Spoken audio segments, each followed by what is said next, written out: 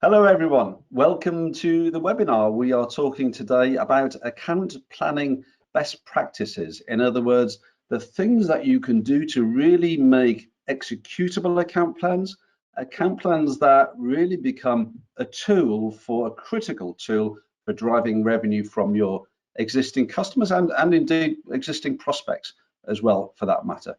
I'm your host, Gary Smith, and I am delighted to say I'm joined by two other people on the call. Alan Morton is the Managing Director of SBR Consulting. Alan leads the team there, the global consulting team there. He's been delivering, well, dare I say, Alan, training and account planning coaching sessions for over 25 years now. He was telling me just before the webinar that he estimates he personally has delivered over 12,000 training to over 12,000 people in 38 countries. So I'm glad to say we've got him on terra firma today, and great to see you, Alan. Thanks for being with us. Pleasure. Matthew Best is a senior consultant at SBR, so welcome, Matt. Matt has a huge background in the service industry and helping companies really drive powerful, effective account plans in the service industries. And those organizations have really ranged from initial startups to large multinational, multi-million dollar global companies as well. So guys, thank you very much for being with us. As always, today he's in the background actually, but as always we have Ben Affleck-Curry. Ben, are you there? I am here. You can't see me, but I am here, guys. Thanks for joining. I'll be keeping everything kind of on the straight and narrow today, so if you've got any questions that you want to pop in the questions panel or in the chat, feel free to do so, and I'll interject and pass it over to the guys when appropriate. Perfect. Okay, well, I suggest we just dive straight in, because a question that I'm often asked, and Alan, I'm going to throw this first one to you. A question that I'm often asked, and this probably applies to many people on the webinar today, is, we have a huge number of customers. How do we decide which customers are, dare I say, worthy of an account plan? Because quite a bit of effort and thought has to go into an effective account plan. What have you got to say to that? How do we decide which accounts are worthy of an account plan? Yeah, I think it's such an important place to start, because what we observe as we work with different clients in different markets, all over the world, is that account planning initiatives are recognized as an important thing, but the rock that so many of them falter on is this point of it just becomes too big. People can't wrap their heads around it, and like so many things, the key here is we've got to narrow the focus and the size of the universe. So the answer has to be around starting any account planning initiative with segmentation, and that segmentation is really critical, that it's done in the right way, avoiding the classic pitfalls that people fall into, where they think, well, our top tier accounts are the ones that are spending the most, and they look at it in a very narrow way in terms of our number one account has spent the most, and what they're not doing is taking into account any sense of potential. And time after time when we're with clients, we'll encourage them to think about performance combined with potential, simple 2x2, to really identify those top tier accounts. Now that obviously leads into questions around how do you define potential, and that can be a very specific business to business conversation that people are having around, are we looking at culture, fit, maturity, elements around their willingness to partner, because account planning should be something that is a partnership, which we'll touch on a little bit later on. But all those factors have to come into play, and they should be the first thing that people are thinking about as they really set off down the pathway of putting a bit of structure around working with their existing account base. So it's a question of segmentation, but you're absolutely right. I think we're going to come back to this point about, I know you Matt and Alan used the term co-creating account plans. I'm sure we're going to come back to that a number of times. The other question I want to put to you right up front, Alan, as well. I'm going to share a slide you sent to me earlier today. Can you talk to us a bit? I mean, in a lot of times, account planning is seen as a bit of a checkbox exercise. Yeah. It's seen as something that's a bit of a chore. I know in the past, well, not many years ago now, I used to have to create account plans, and my heart used to sink a little bit when I opened the template and so on. In fact, on one memorable occasion, I wrote the objectives right the day before my end of year review, which on that year meant I always hit them. But just talk to us a bit about, what have you got to say about this subject as well? It's got to be a process, and there's so many cliches. The only constant is change. What got us here won't keep us here, but they're cliches for a reason. And thinking about account planning as a process where our segmentation is potentially initially maybe done on a bit of a gut check because we don't have the data that we need. But as we then dig deep and actually go into the analysis of where are we now within the account, there might be that actually, there isn't as much potential here as we thought. Maybe that business is losing share in certain key areas, or their own roadmap isn't really opening up opportunities for us. So we may need to then pause and just actually resegment, and then we can get into the action planning, the execution, and then the review. We're coming up to, we run a calendar year, we're coming up to fiscal year end, therefore. So, for us, this is a key activity that we're doing at the moment. We've just gone through an exercise where we've resegmented our account base on the basis of what we know and obviously what our clients are dealing with. And that's enabling us to reprioritize in certain areas and maybe dig deeper into certain areas, or recognize actually this account doesn't have an account plan at the moment and it really needs one, because we can see that there's headroom for significant growth based on the situation that they're in within their market. But the key thing is it's got to be a process. Yeah, and Matt, is that any different in a service industry compared to the manufacturing industry? I mean, what's your experience of how you manage that cadence of reviews and so on in service industries? Yeah, I think it's largely the same, Gary. I think the key thing, as you said it there, is the cadence and governance. And I think that we wouldn't embark on a running a project, for example, to build something or deliver some technology to a customer without a project plan, right? So why would we embark on account planning or account management in a different way? So I think it's it's around the governance piece, who you're socializing the plans with, who you're looking for support from, and how you're ultimately holding yourself and your team accountable. And I think I'd probably just add one further point to this from my own experience, and I think this is a different but related point. I mean, you talk about the cadence. I also think you need some momentum, particularly up the front of that account planning process, because as many people on the call will, in fact, there are a number of people on the call who use our account planning app that we have integrated with the Salesforce. We have an app that does account planning in Salesforce, and a lot of people are using that.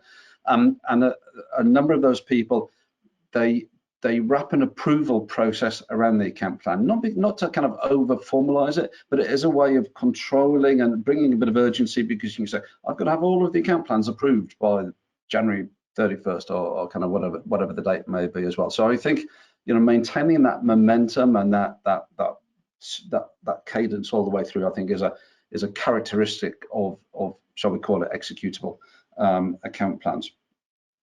Matt, you also shared a slide with me before the call as well. And we can, it's this one here on the screen there at the moment as well. Can you talk to us a little bit about this? I mean, we all know stakeholder planning just sounds important, but tell us a bit more. Let's be a bit more precise about it, and just talk to us a little bit about this framework here. Yeah, absolutely. I think the interesting place to start here is just understanding how many people on the customer side that you need or want to be engaging with. And there's a piece of research by CB that says that for the average B2B buying decision, there are 6.8 people or 6.8 decision makers in that process.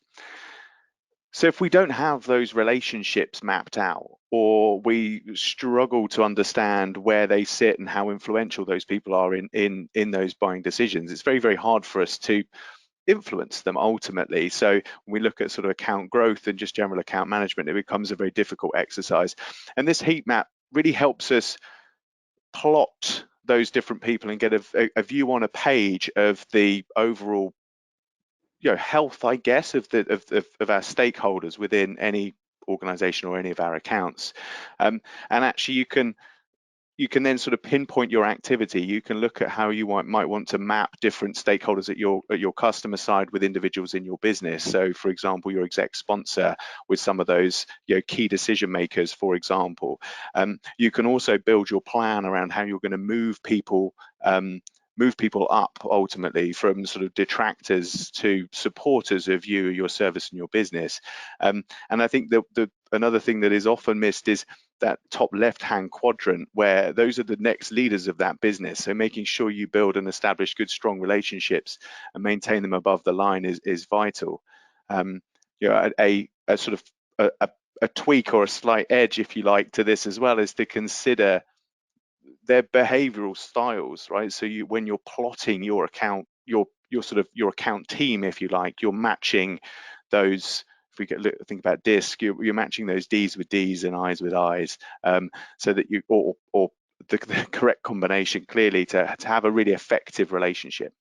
And just to be clear, we're talking here about the sort of mapping you're doing is in the context of the account plan, as opposed to individual opportunities, because not all of these people will be playing a role on individual opportunities. And I think about account plans as being a bigger thing than opportunities. So you're talking about playing a role on the account planners to playing a role on individual opportunities. Absolutely. Yeah. And there are probably those outside of an opportunity that you're working with that might still have, might have bearing or influence over that. So it's important to have a broader understanding or wider appreciation of who you need to, who you need to be working with and how you want to map your stakeholders at that in that particular account. Yeah. Okay. Let's talk about something different. And I'm going to flick over to our account planning app. So just bear with me, because there's something I want to show you here. We want to talk about, we all agree about the criticality of white space analysis in creating account plans. So rather than creating account plans in a vacuum, you're doing some white space analysis that will influence your cross-selling approach, your upselling approach, and your objectives, and so on. But the question is, what is white space analysis? So I just want to show you a very quick example to explain what we're talking about. So this is our account planning app in Salesforce. It happens to be an account plan for a fictional company called Pyramid Construction. And if I just scroll down the page here a little bit, you can see that we've got a chart. We call it share of wallet, but it's white space analysis. So let's pretend in this example that we are a company selling a range of marketing services to Pyramid Construction and other customers. And we might divide those broad services, we might divide them up into, for example, creative services, direct mail, digital marketing, SEO, and so on.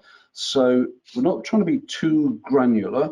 There's many different aspects of SEO, but we're just grouping it together in a way that we can apply some commonality across multiple customers and segments of the market.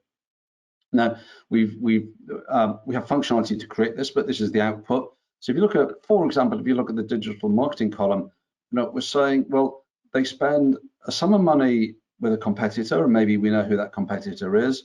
They do some of the work internally, so they're executing that work internally. And I'm pleased to say they spend some money with us. If you look at creative services, they're spending a load of money with competitors, and they're doing a bit of the work internally, and so on and so forth across that range.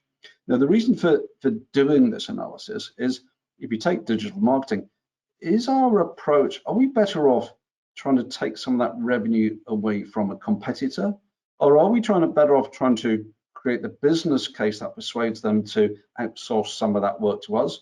And in fact, is it better to go for digital marketing or creative services where we have no existing revenue from Pyramid Construction at the moment? You obviously only know the answer to these questions in the context of your relationship and with Pyramid Construction and what they do and everything else, but it starts to give you a framework for understanding how you drive that relationship and how you define the objectives and how you define the cross-selling and upselling approach. And Matt and Alan, is this something you do with your customers? And tell us a bit more about your experience in this area. 100%.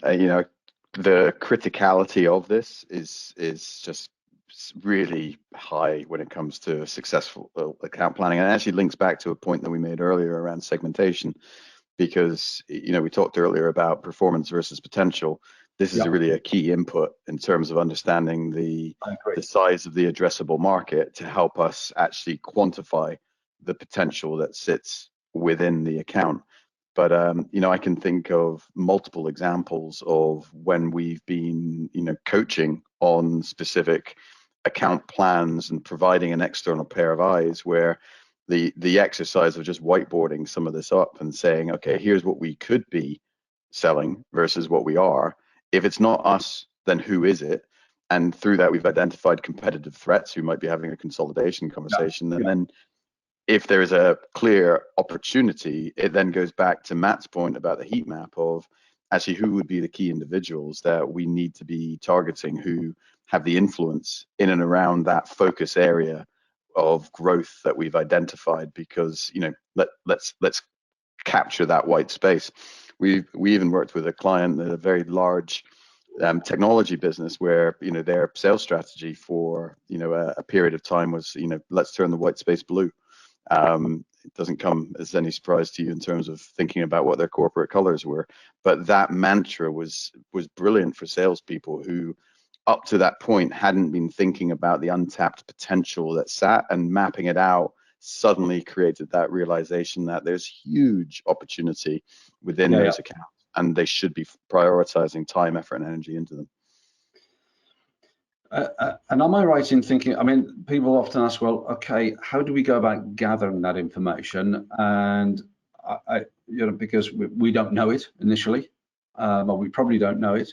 And part of my answer to that is, well, actually just making an educated guess is better than nothing, because at least then you're starting to do that thinking process about how you manage your strategy and your upselling and cross-selling objectives. Any other thoughts about how you I know we're going to come on and talk about co-creating account plans, but any other thoughts about the whole how you gather that information? Matt, I know you've got a couple of pearls that you share with clients, so I'll let you take this one. Yeah, thanks, Alan. I think there are a couple of key things there. I think the first is to look at your broader client base. So thinking about those peers in the market that you might already service in another area or elsewhere, and looking at gaining insight. Maybe it's a service that you sell into that client already, or maybe you just have a connection to that customer in that way that allows you to that's going to unlock a bit of sort of potential or opportunity, or even unlock the opportunity to have a conversation. And I think also going back to the stakeholder mapping exercise that we just talked about before, is those people in that top left quadrant, and considering building those sort of relationships, those kind of coaching relationships with those people who might be able to give you broader insight into what else and what other opportunities might be there where you could position some of your other services. And I think finally, there's probably one additional edge, which is looking more broadly at the wider teams and making sure you're talking to your operational teams, your technical support teams. Under what conversations are they having with the client? What insight are they getting that might not be coming directly to you in the structured engagements that you have with your clients? I think you touched on a vital point there, which in our list of points we were going to go through on the webinar, we were going to cover later, but let's talk about it now. And it's that idea of raising the team. Again, in our account planning app, we have ways you've got the account plan, and then you can say, these are my colleagues, this is the team, these are the group of people who are on point for managing that relationship with this critical customer, and this person's playing the role of the account manager, this is the whatever it might be, the project manager, the customer service lead, the pre-sale engineer, all the different roles.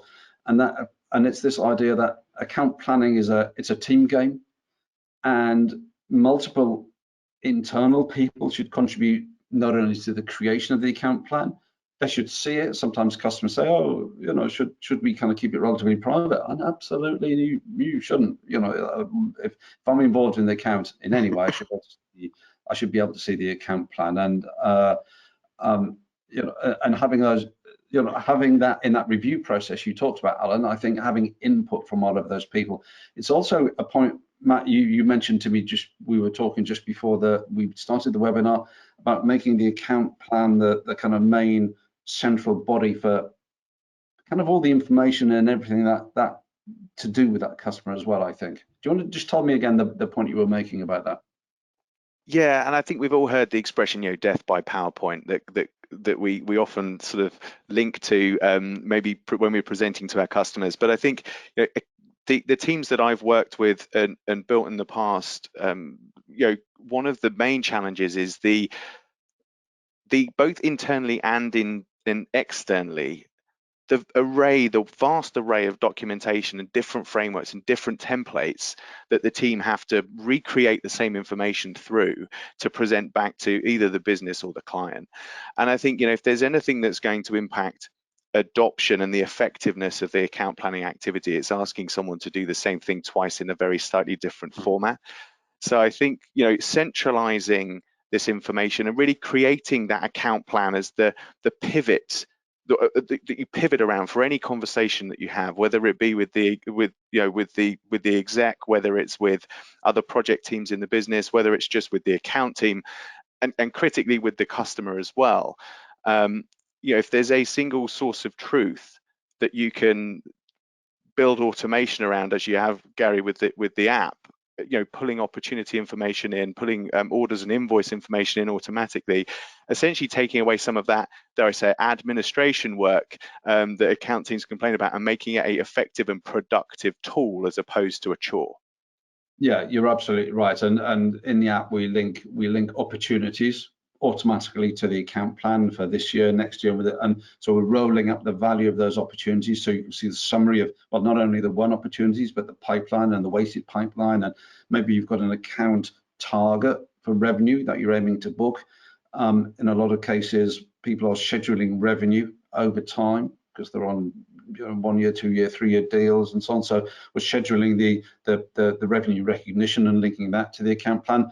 And many people bring, whether it's orders or invoice, bring the actuals, shall I group it that way, and automatically linking those to the account plan as well, so that I'm getting a totally holistic view of not only my strategy, but my strengths, my weaknesses, and all the other things. We're going to come and talk about objectives and so on shortly. But it just makes you realize, when you talked about that kind of single source of truth, Matt, and the reviews and having other people, it makes you realize just how sort of interconnected many of these things are. Can we talk about one other thing that I know you both agree on, and you both, both of you use the term co-create and partner and so on. What do you actually mean by that? So you're creating an account plan. Are you talking about creating the account plan and then taking it to the customer, or are you sitting down and creating the account plan? Because this is something I think many people will think, hang on a second, the account plan is an internal document. Are you telling me I should take it to the customer? Are you seriously telling me that, Alan Morton?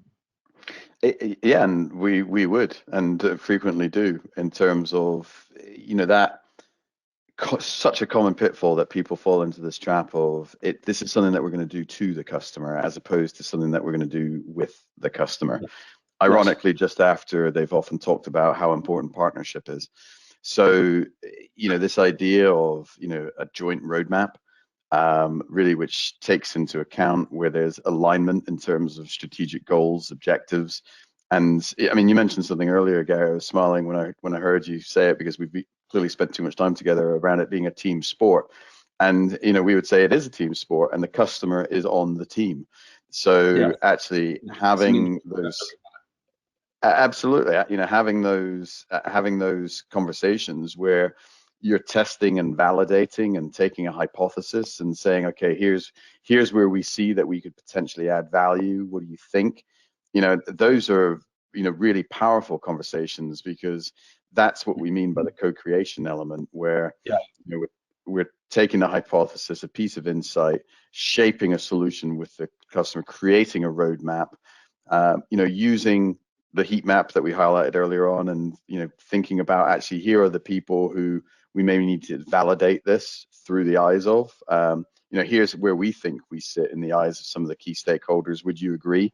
It's all those types of conversations which really then enable you to create a plan which isn't executed purely in isolation, but something that you can do with the customer, as I say, not to them. we had a customer. Well, I won't say who the customer is. I probably shouldn't say who their customer is, but let's just say it's a large German bank. Can I put it that way?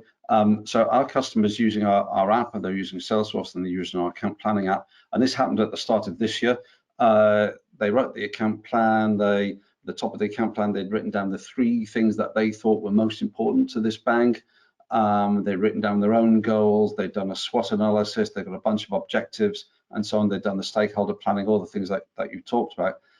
And then they printed it out and they took the account plan to the bank, and they sat down with somebody at the bank.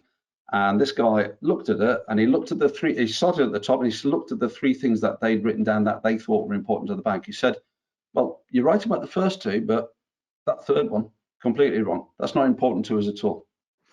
But let me tell you what is. And they spent an hour discussing this 3rd thing.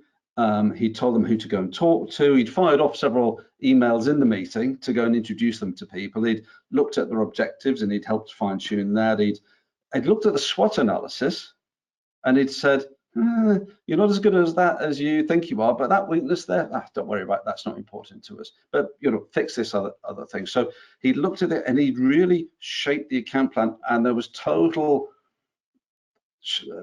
intellectual ownership, but totally joint emotional ownership of the account plan. And that company got a whole year's worth of business development. And they're actually right now, they're going through the same process, not only with that bank, but all their other major customers as well. And it really just brought it home to me. Just, some people think, what, really take the account plan to the customer? Yeah, take a deep breath. And what they also told me was that was the first time they'd done it, and they'd had to take a sort of deep breath, but they'd walked into the customer and said, look, let's not be coy, let's not be bashful about it. We would like to do more business with you, and we'd like to do it in a way that is adding value to you, because then that adds value to us. And the guy had said, yeah, you're the first company that's ever done that with us. Absolutely. I think that transparency, that you're being authentic, and just calling out the fact that it's a team sport which should be based on mutual value and mutual benefit. That's often how we would define effective account planning, and stating up front that absolutely, you want to win from it and grow, but in a way that's going to help them grow.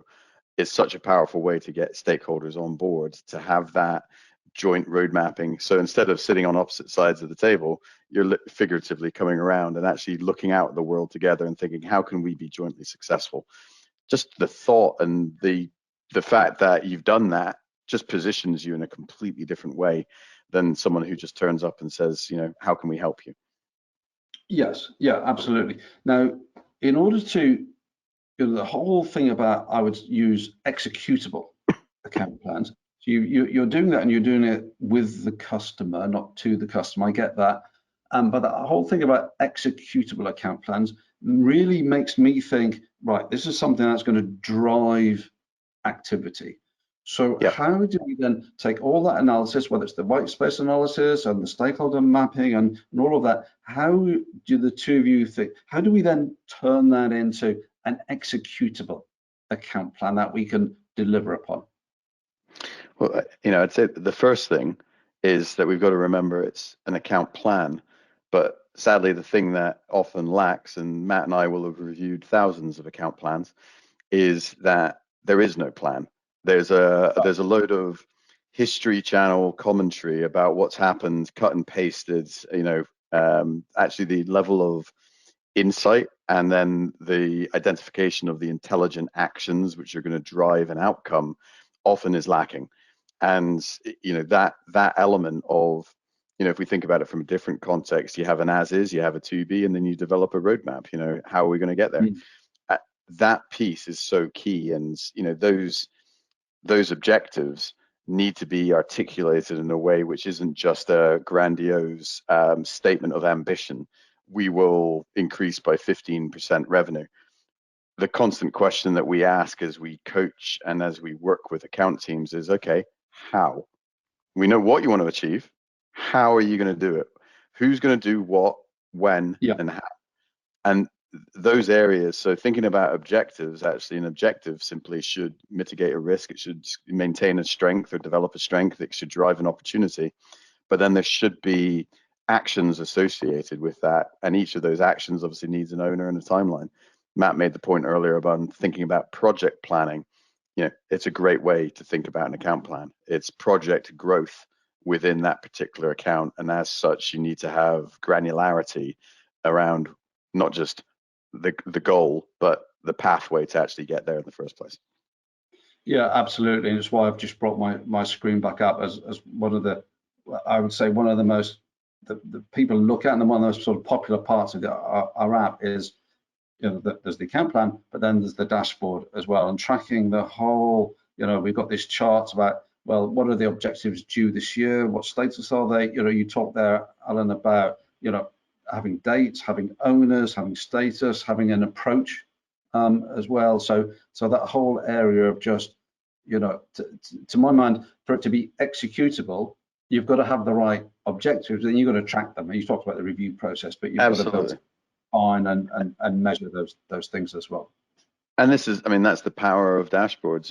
Visibility drives accountability, and accountability drives results. It's I know it's an easy and a simple thing to say, but it's often where people fall down, where they haven't put the thought in place, but then they haven't got the mechanism in place to actually track that progress. There's also impacts on motivation, in terms of people seeing that they're moving in the right direction, especially with longer sales cycles and relationships, which can be complex. You need to set that up so that account teams can actually celebrate success rather than waiting for some point in the future to feel that they've done a good job. They need to set those milestones up to keep people engaged and motivated in the process. Yeah. And I think it's drawing that distinction between objectives and activities, Matt, because we had I had something when I was demoing the app a few weeks ago. I had somebody say, so let me see if I've got this straight. An objective might be, I need to get John to fly to New York to go and meet the procurement officer. I said, well, that's not really an objective, that's an activity, because think about the objective in terms of the business outcome that you're trying to achieve. In their case, the business outcome was to get onto a panel, a buying panel, if you like. That's the objective, but it's the activities. One of the activities, I need to get John to fly in New York and go and see somebody. So I think it's about drawing that distinction between the activities and the objectives. You can see this is a live webinar because we've also just had another visitor join us. Welcome, Jasper, to the webinar. So Matt, just talk to us a little bit about that whole concept of drawing the distinction between activities and objectives. Yeah, I think, and I think you sort of said it, Gary, really articulates it really well there, in that the objective is the broader outcome. The activities, the tasks, or what you need to do in order to achieve that. And I think, again, and as Alan pointed out, and we talked a bit about at the top, is if you think about embarking on a project, or even if you were thinking about in the context of building a product, you can't just say, well, we're going to have a solution, this is what it is, and how are you going to, to Alan's point, how are you going to get there? Well, we're just going to be there one day. That doesn't happen. So building that in, and I think that's the power of an integrated account planning process, where you can pull on those different things, you can track those different activities and map them towards the overall objective or outcome. And then again, to your point, Alan, around the motivation element, people can see progress. If you sort of, if we look at a long goal that might take 12 to 18 months, and the only thing we're doing is asking ourselves every month whether we're there yet, that's not very motivational, versus being able to slice up those in the activities that are involved in getting us there and building that as a roadmap. Yeah. And Matt, one of the other things I know I've heard you talk to people about is that concept of account, what would you call it, account health reviews, whether that's done internally or with external help and so on. I mean, and what's the kind of bias there between quantitative and qualitative information? I mean, and talk to us a little bit about why that's so important. Yeah, I think we often talk about the numbers, right? We'll hear NPS, we hear sort of customer satisfaction, and it's and that sort of quantitative information is critical when we look at measuring the overall health of our account. And I think, just generally speaking, having a view, you know, in a sort of dashboard format of the overall health of the account is a great measure, especially if you're in a volume business, because it guides you towards where you might need to spend some energy. But I think, you know, it's critical to have a balance of quantitative and qualitative. And I think, you know, taking that step back, using things like voice of the customer, or even better, getting an independent account review, getting someone with a different perspective to take a look at what you're doing. And I know, Alan, you've been working with a client recently on this, so perhaps you could share, you know, that story. Yeah, I mean, frequently we're asked to come in and provide that sort of critical friend component, and that could involve actually, you know, talking to some of the stakeholders on the client side as well, but actually really giving them that sense of, I guess the danger here is complacency. It always is. And, you know, many years ago, I heard someone once say that all clients go through a life cycle where they started as a suspect, they became a prospect, they then became a customer, then they became a loyal customer, and then inevitably at some point they became the ex-customer. Typically because when they were loyal, someone took that for granted and they stopped thinking, they stopped being proactive, they stopped adding value, and, you know, assumed that they would maintain their position. And you know, we often see this in terms of that, the power of being able to challenge, you know, perspectives and say, well, why are you doing that? Well, we've always done it. Is that still relevant for the client? Oh, I don't know. Is that still aligned with their strategic direction? Oh, I don't know. You know, it's that whole concept of actually, how do we identify the things that are additive versus the things that are just taking time and waste. Often, you know, there's a need there to have external perspective to help people maybe ask and challenge some of those sacred cows, if you like, and actually say, well, you know, is that really now valid? Is it as valid now as it was then?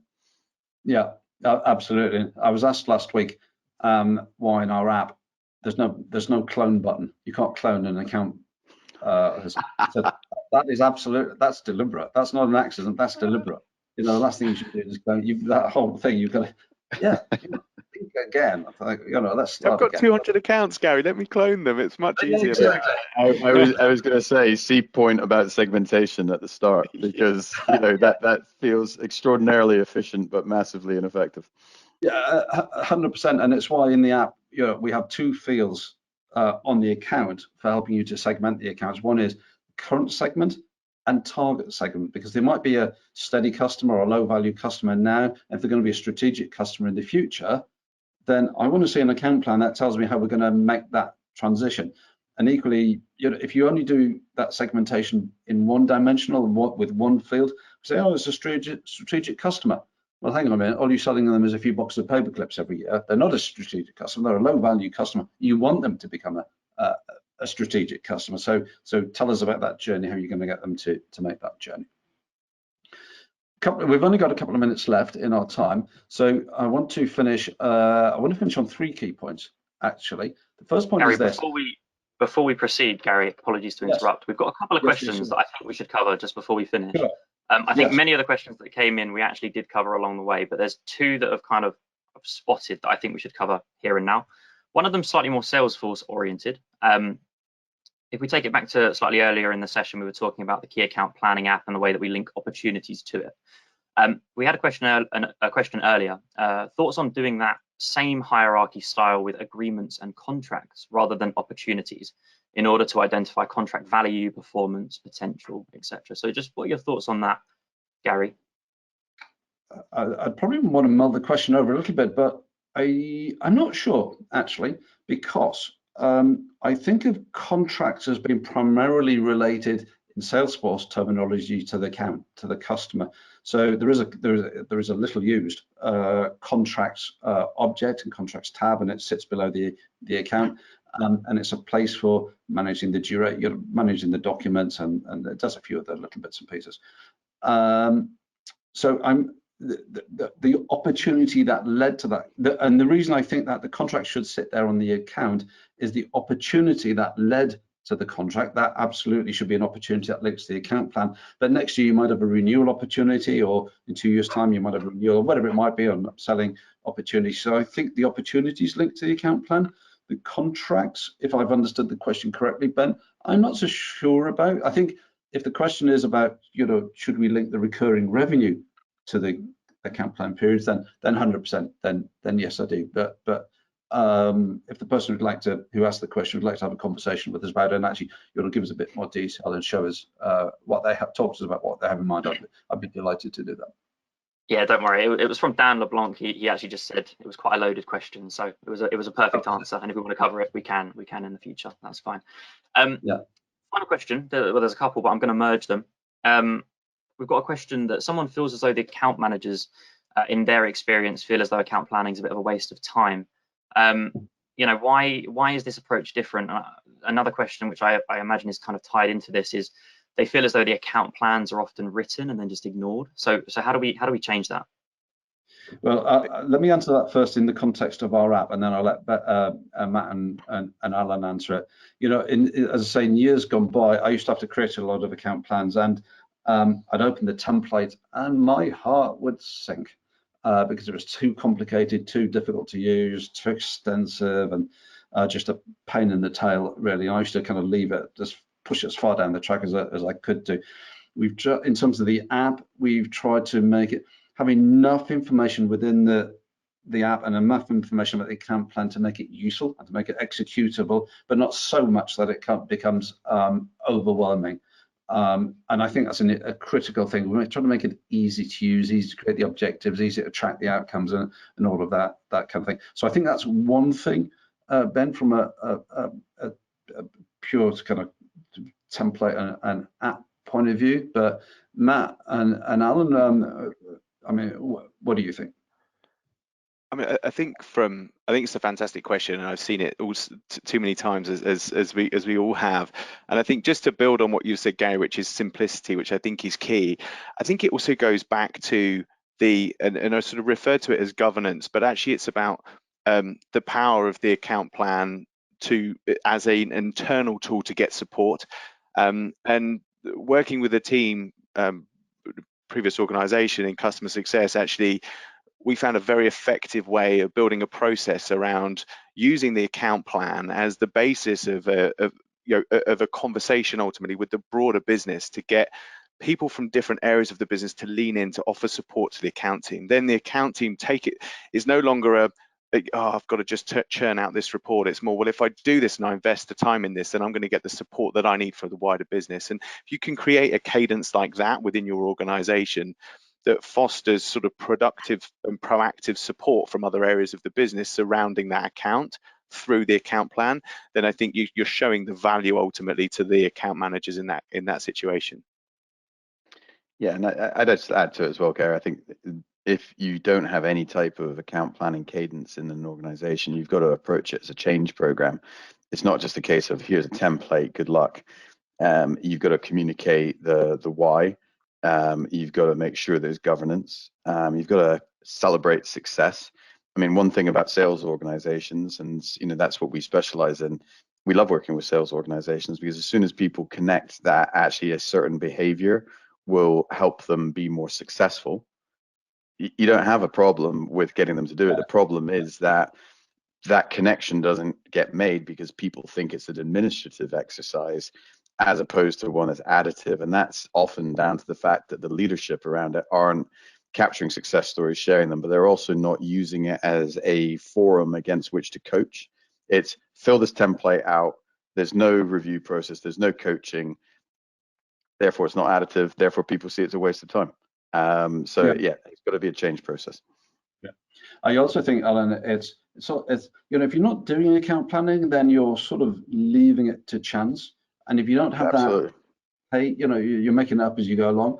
And if you don't have that review cadence, then all too often the account plan gets written and gets ignored. So in a way, it's a question of leadership and management. You've got to insist. If the leadership and the management team don't take any notice of it, then the account managers aren't going to either. It's got to be the tool for our critical customers for driving that business forward. Ben, just before we finish on the three final points, were there any? Have we answered those questions? I think so. Yeah, I'm conscious of time, guys. So I think that's it. If there's anything else, we'll follow up after the webinar. Okay, perfect. When we send out the email advertising this webinar, we said, we'll go through our best practice tips, and we said, and you'll hear the one thing that very few people do, but we think is the most impactful thing you can do with account planning. I've got that thing in my mind. Matt and Alan, what is it for you? And we'll see whether we agree. I'm happy to go first. It's the co-creation and doing it with, not to. Yes. That is game changing in terms of repositioning your relationship as a supplier to a partner. Completely agree. Completely agree. Yeah. And I think, using it, seeing it as the basis of those conversations that you have with your customer.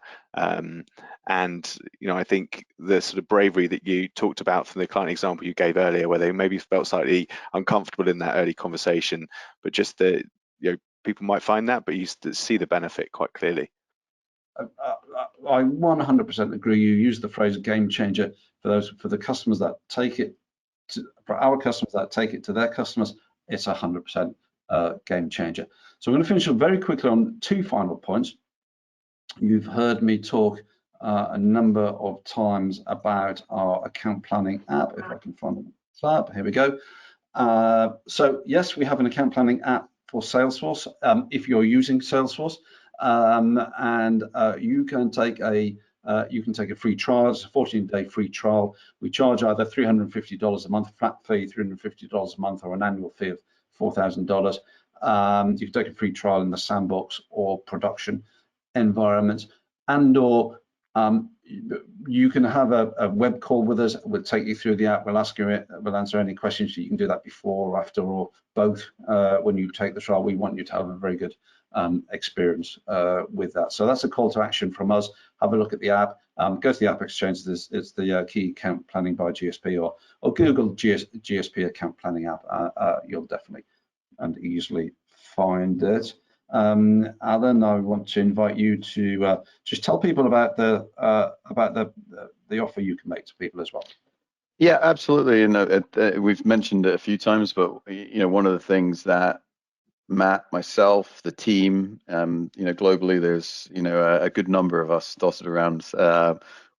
We love getting involved in account planning or account strategy conversations, because it really is where the rubber hits the road, so to speak. And actually, we see that changes in behavior and attitude make a tangible difference to the growth trajectory that businesses are on. So if anyone wants to pick up and take some time to have a conversation around a specific account, account health that you're looking at, we're very happy to act as that critical friend and ask a few questions. You can see Matt and my own details there.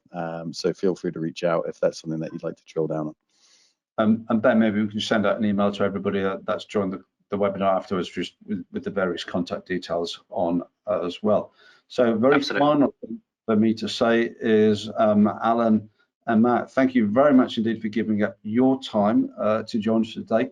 Ben, thank you for organising the webinar. I know just how much work goes into it. But most of all, thank you, the audience. We've had a lot of people on the webinar. Thank you very much indeed for your time. I hope it's been useful to you, and see you on the next call. Bye for now. Thanks all. Bye-bye.